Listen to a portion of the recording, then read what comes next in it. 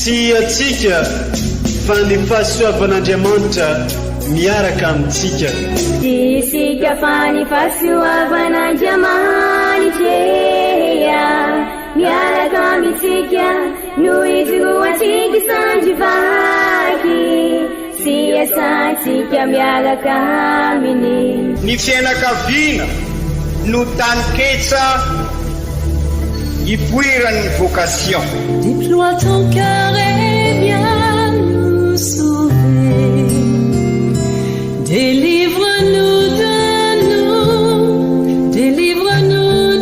tout. Fa sisika tokoa fa ny fahasoavan'Andriamanitra miaraka amintsika. Sisika fa ny fahasoavan'Andriamanitra miaraka amintsika no izoantsika sandrivaky sy asantsika miaraka aminy. Fa olo raika atokotrantsika ao aminy, fianakaviana iray ao aminy, tsy misy hevitrevitra. Ny olo no mampizara indraindray, fa Andriamanitra i Jesoa lay mpiandrony tsara ran'olotra ny aina, olo raika. Ary ao amin'ny fiangonana, ao amin'ny eglizy dia sambatra antsika mahasapa an'izay.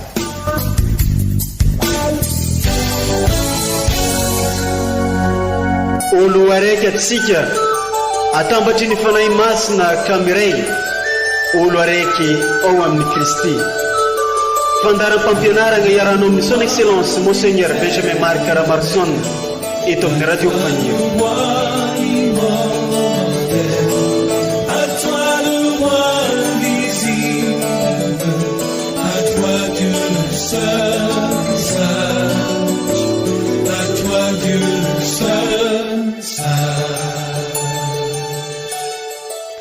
Vonjeo izahay ry Tompo Andriamanitray, ka angony avy amin'ireo hafa firenena mba hiderany anaranao masiny sy hifaly amin'ny fiderananao. Amin'ny fofeny fitiavana no iarabanantsika rehetra izay magnaraka tsy tapaka ity onjam-peon'ny radio Fagniry mamitsika ity, izay onjam-peo mampitandrantsika ho iray ato anatin'ny diosèzy. Isoragna ianao izay mankamamy mankafy ny fampianarana sy toritenin'ny Monseigneur Archevêque eto amin'ity onjam-peo mamitsika ity. Toloranay fiarabagna manokana tsika eo ve diaby tratran'izao alahady faefatra mandavantaona amin'ny taona be izao. Koa amin'izao alahady faefatra mandavantaona amin'ny taona be izao dia toloran'ny eglizy loha hevitra isika ny hoe iza i Kristy amintsika. Iza tokoa moa i Kristy amintsika? Ndeo renesitsika ireo vaky teny masina arosin'ny eglizy amintsika izay arana fampianarana sy toriteny avy amin'ny Monseigneur Archevêque ray aman-drenitsika.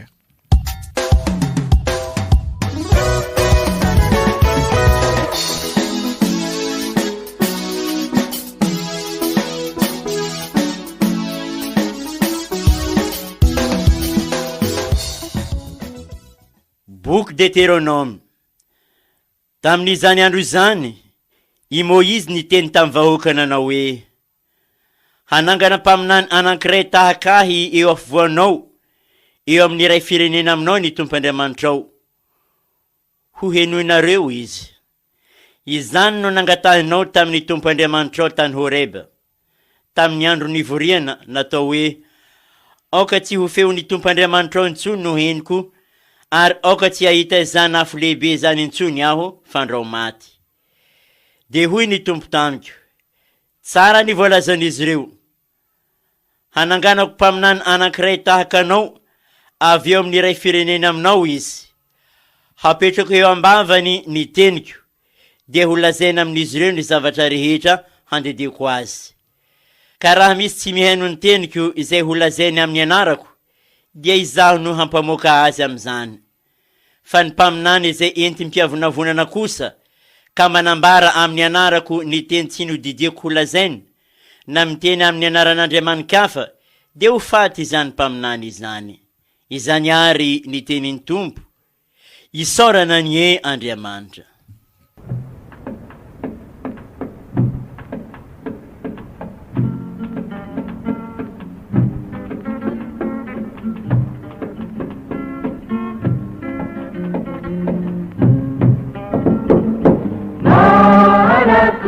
hatrany amin'ny akifanaitsika iteny valaga amizay soatombo anako hatrany amin'ny akifanahiny Jesu iteny alokiny vavatsika manako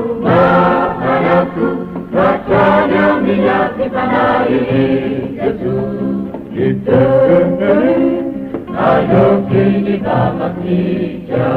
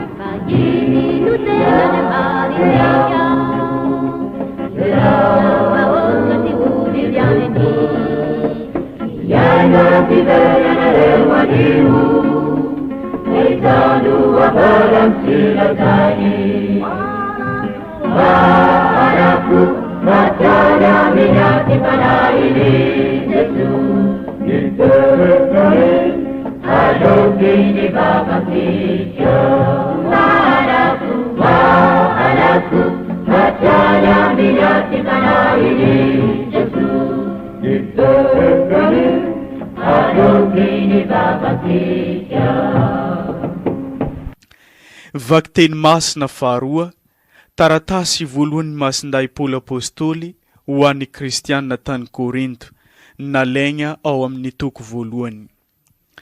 Ry kristianina havana, tsy tiako ho maro ahina ianareo izay tsy manambady dia miay ny momba ny tompo mba ahafaly ny tompo, fa ny lehilahy izay manambady kosa miay ny momba izao fiainana izao mba ahafaly ny vavy ka voazara izy. Toy izany koa ny vehivavy izay tsy manambady sy ny virjiny dia miay ny momba ny tompo mba ho masina ny vatany amam-panainy, fa ny vehivavy izay manambady kosa dia miay ny momba izao fiainana izao mba ahafaly ny lahy. Ny ahasoanareo anie no nilazako izany, fa tsy ny amadika anareo hoe natoroko anareo ny tena mety ikambananareo amin'ny tompo tsy amantsampona. Izany ary ny tenin'ny tompo isaorana ny Andriamanitra.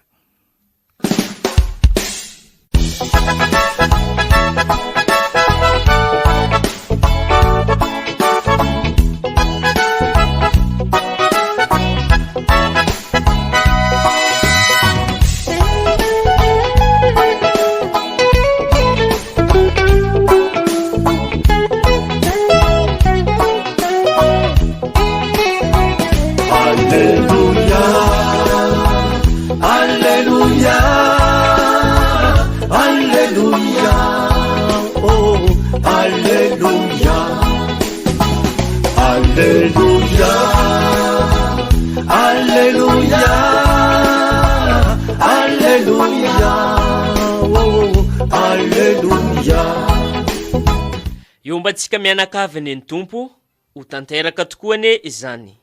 evanjely masiny soratany masinday marika voninahitra aneo anao ry tompo nalaigny tamin'ny toko voalohany. Tamin'ny izany andro izany i Jesosy ny mpianany nankany Kafarnaoma ka ny sabata voalohany ihany dia niditra tao amin'ny sinagoga izy ary nampianatra ny olo. Dia gaga izy ireo tao amin'ny fampianarana satria nampianatra azy toy ny manampahefagna izy fa tsy mba tahaka ny an'ny mpanao ara-dalàgna. Ary tao amin'ny sinagoga dia nisy lehilahy araiky azony fagnahy maloto ary niantso mafy izy nagnano hoe: mifampagnino zahay sy ianao ry Jesosy avy agny Nazareta? Tonga ampahita lozanay va ianao? Fantatro raha ianao dia ilay masin'Andriamanitra. Fa nandragno azy Jesosy nagnano hoe: mangina ary miboaha amin'io lehilahy io. Ary ny fagnahy maloto nampifanintsintogno azy dia niantso tamin'ny feo mahery ka niboaka taminy.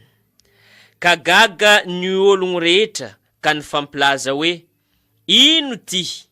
Fampianaragna vaovao inona re ty? Fa ny fagnahy maloto avy no didiany ka magneky azy. Dia niely eran'ny Galilea rehetra nilazany. Izany ary ny tenin'ny Tompo, deraneo anao ry Kristy.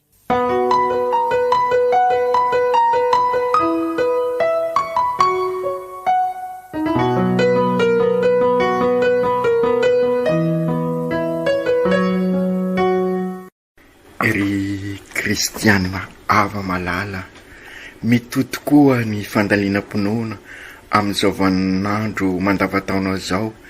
Ivelomasika ilay matimatisasika dia ny depart vaovao ka irososika amin'ny lalindalina koa ahatonga sika hoe missionnaire vita batemy iraina ho tabernakla velona. Tamin'ny Alahady 7 lasa teo dia no alalintsika fa anisany vato misakana sy rososika reny toetra rasy eo amintsika reny, ka napetrasika sara ary fa nitare rasy sy azovana fa nitoetra rasy azovana. Io fitondrantenantsika rasy io zany dia azosika ovana raha mibebaka sika.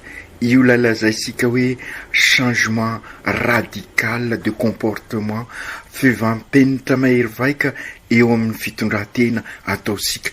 Afaka miova isika ary fivampenitra mahery vaika tokoa raha mifototra ao amin'ny Jesosy, raha mitoetra ao amin'Andriamanitra ary izay Andriamanitra mitoetra ao amintsika.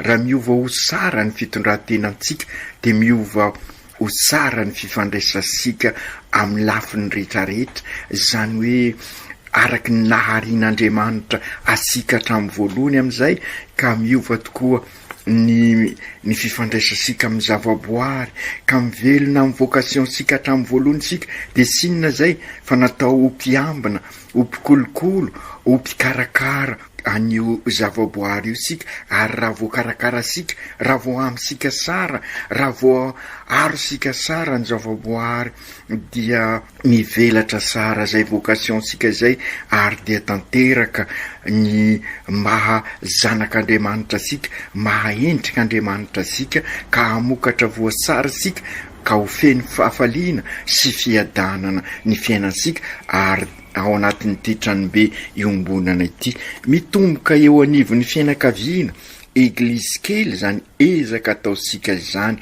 ka izay indrindra no mahatonga ny papary anao ansoavo amin'ny ity taonany masinday Josefa ity, mba ho baba ho ray tokoa ny ray mpianakaviana rehetra, fa sy sefo mamoritra fa ray mitarika amin'ny fifanasoavana sy ny fifampisimbinana, ahitany tsirairay sy ny rehetra fivelarana, ilay fivelarana ny mahaolona manontolo sy ny olon-drehetra.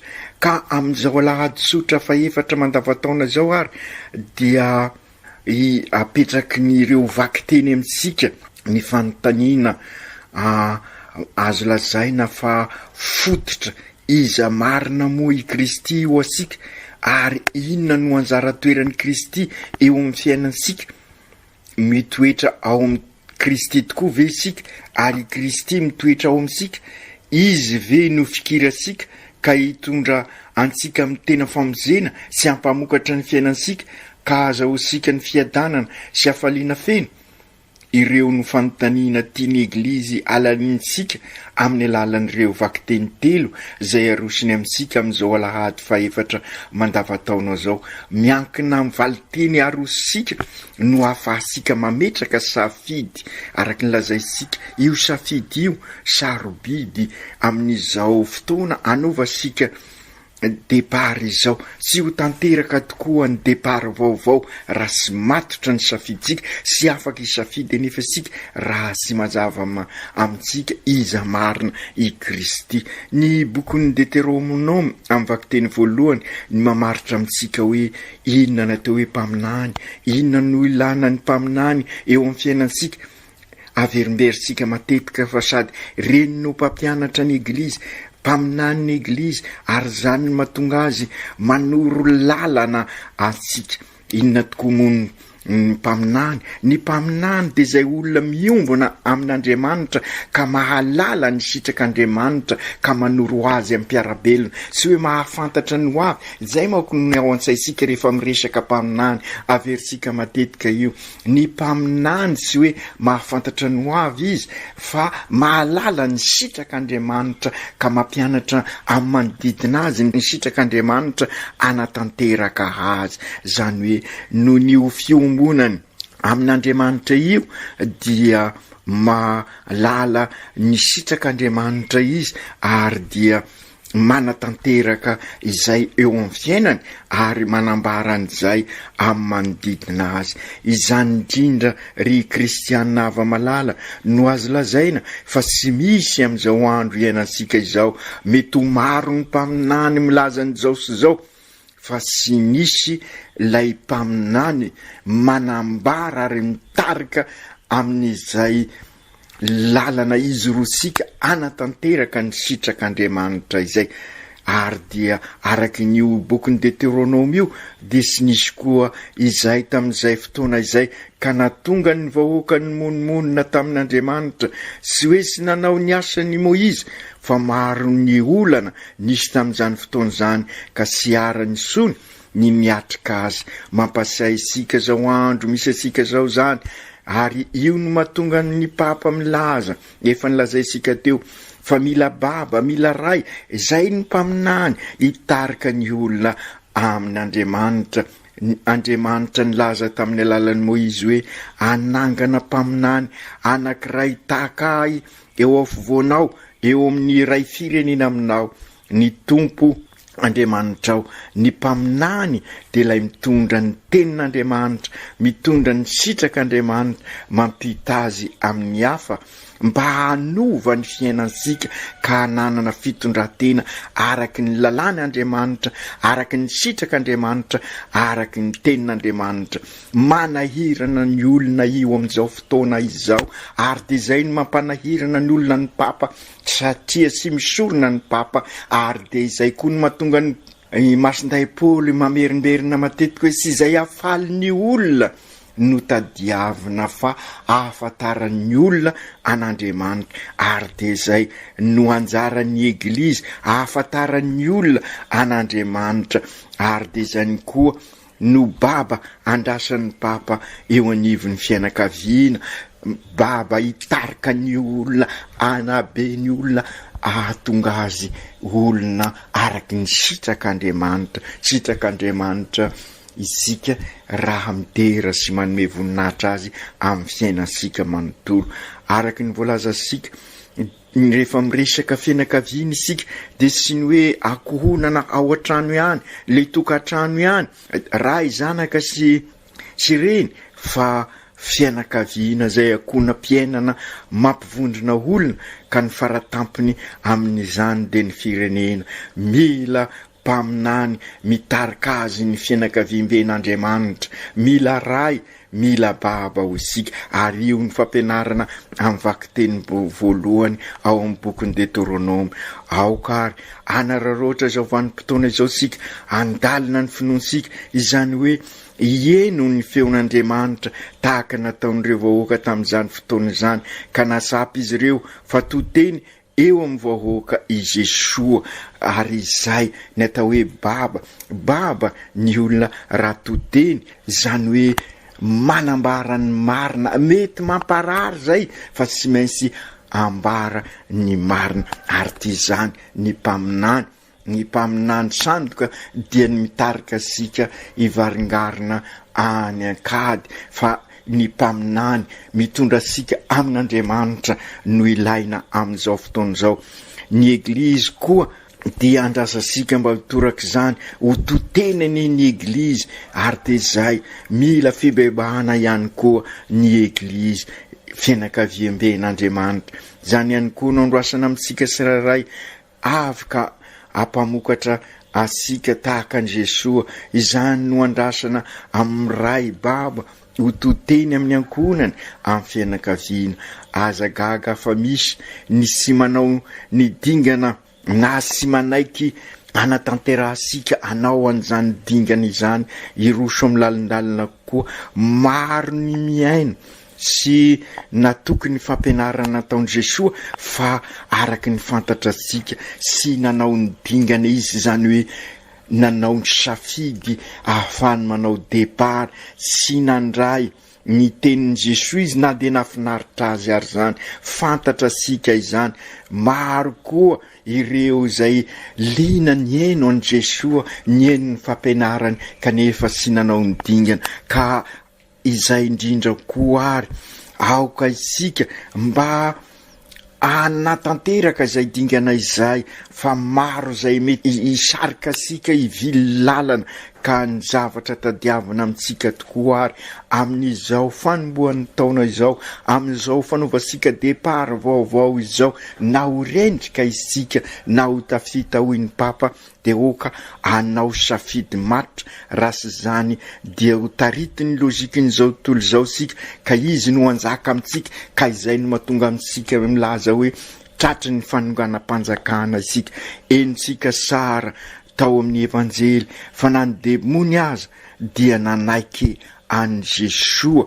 Mivoa amin'ny lehilahy io ianao hoy Jesoa nakato azy ny fanahy maloto satria tena manana fahefana tokoa i Jesoa, zany hoe ao le hery sy tanjaka ary zay ny mahandriamanitra azy sy hoe amin'ny teny ihany fa amin'ny nataony koa nanaiky azy tokoa ny demony ka niala tamin'ilay olona taitra ny olona rehetra nahita izany satria na de ny fanahy maloto azy de manaiky azy. Zay no Andriamanitsika, tsy Andriamanitra lavitra Andriamanitra sika fa miara miosona amintsika ary manafaka sika amin'izay mamatipatitra sika.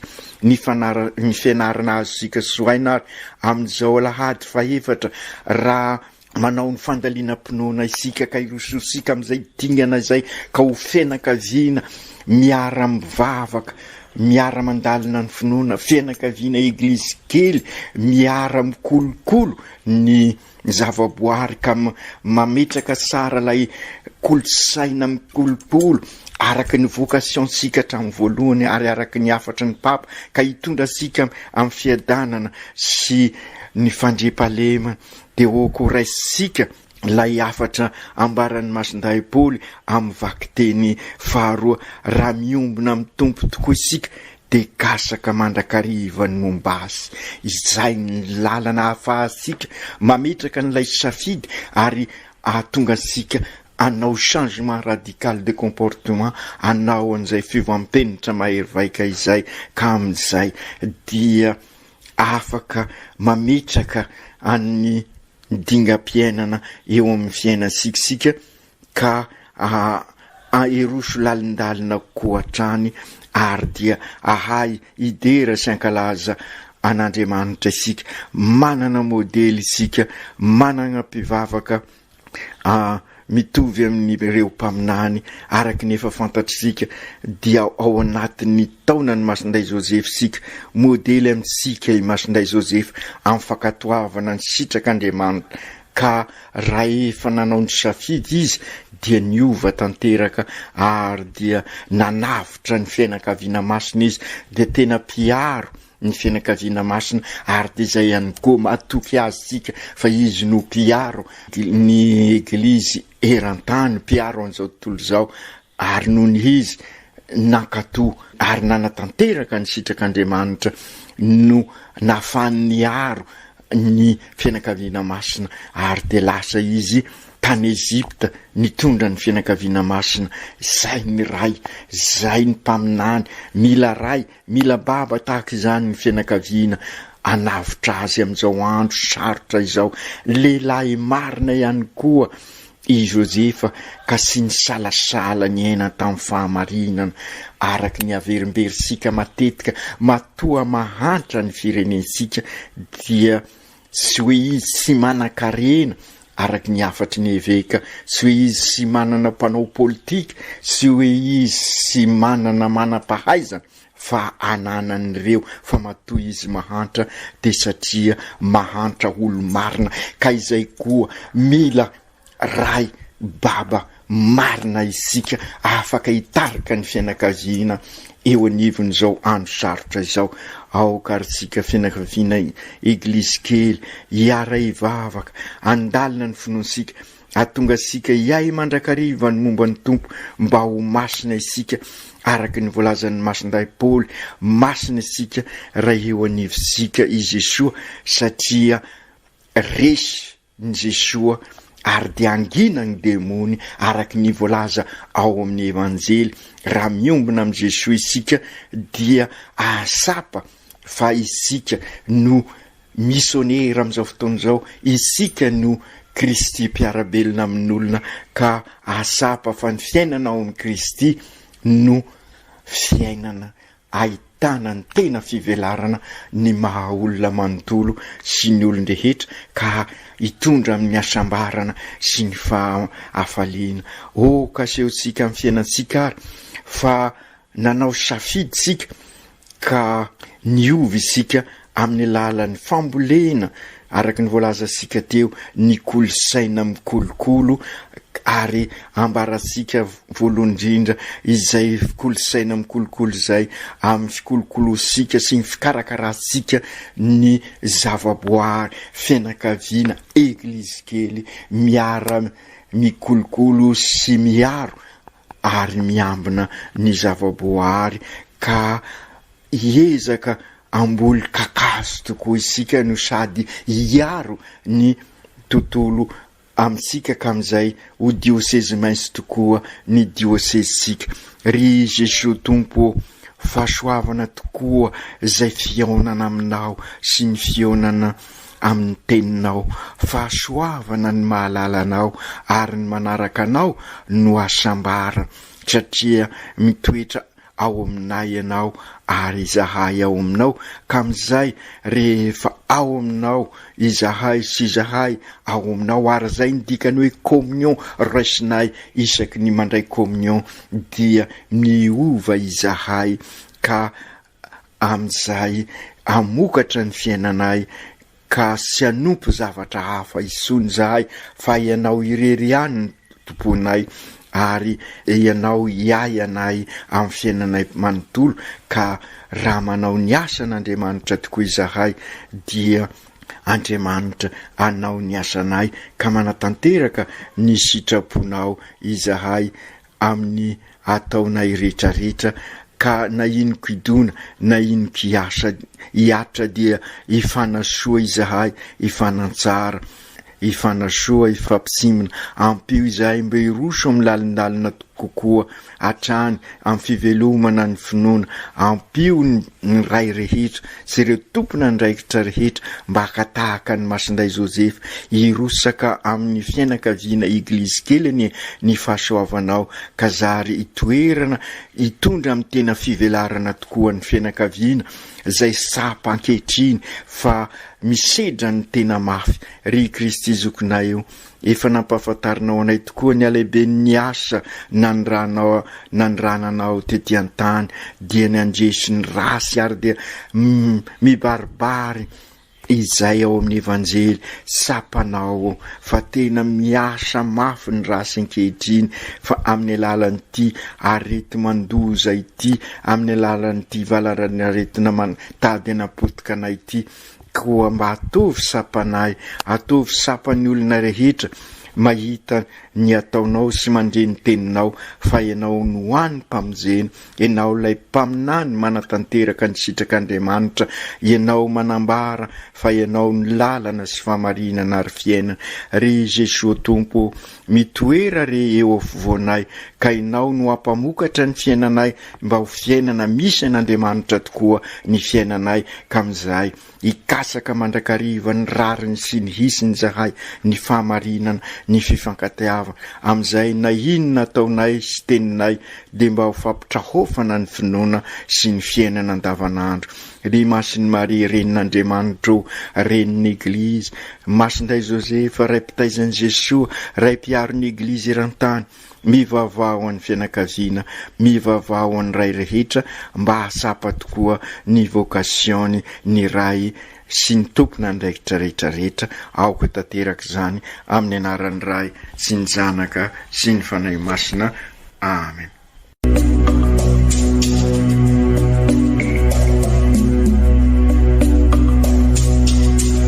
Tsy atsika fa ny fahasoavan'Andriamanitra miaraka amintsika.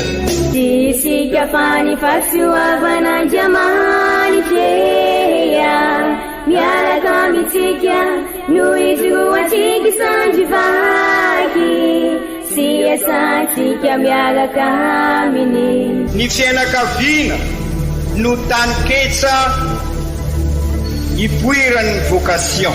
Déploie ton cœur et viens nous sauver. Délivre-nous de nous, délivre-nous de tout. Fasisika tokoa fa ny fahasoavan'Andriamanitra miaraka amintsika. Isika fa ny fahasoavan'Andriamanitra miaraka amintsika no izoatsika isandrivaky, sy asantsika miaraka aminy.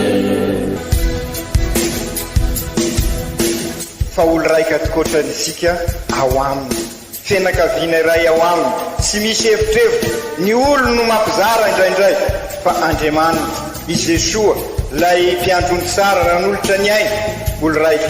Ary ao amin'ny fiangonana, ao amin'ny Eglizy dia sambatra antsika mahasapa an'izay.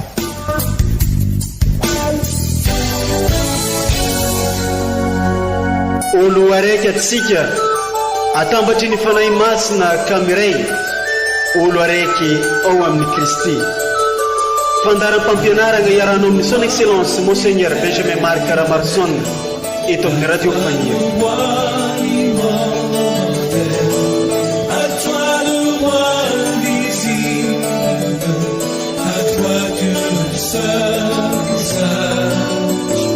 À toi Dieu.